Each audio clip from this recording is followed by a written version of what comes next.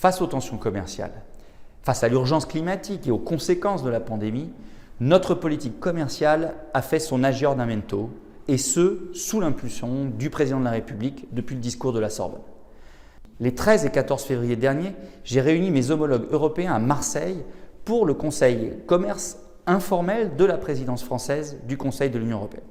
C'était une échéance essentielle pour accélérer la réorientation de notre politique commerciale qui est à l'œuvre depuis quelques années, plus ouverte, plus durable et moins naïve, c'est-à-dire en fait plus souveraine.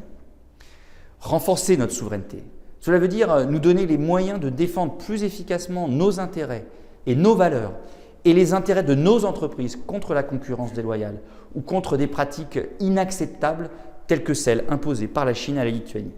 Cela veut dire aussi que nous voulons construire avec nos partenaires une véritable autonomie stratégique européenne.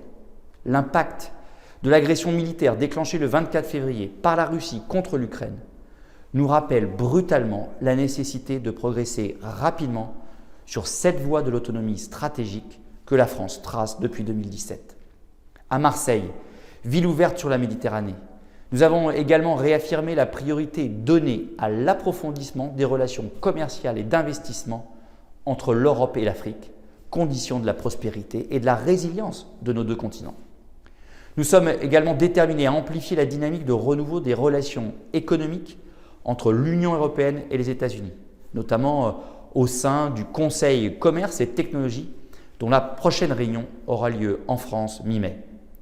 Notre autonomie stratégique passe aussi par une coordination accrue avec nos plus proches partenaires pour la résilience de nos chaînes de valeur, pour la transparence et la prévisibilité de nos politiques de part et d'autre de l'Atlantique et pour relever les défis commerciaux globaux comme l'équité concurrentielle ou la décarbonation des échanges sur lesquels nous partageons avec les États-Unis une même ambition. Nous avons également réaffirmé l'engagement de l'Union européenne pour créer au niveau mondial des conditions de concurrence loyales.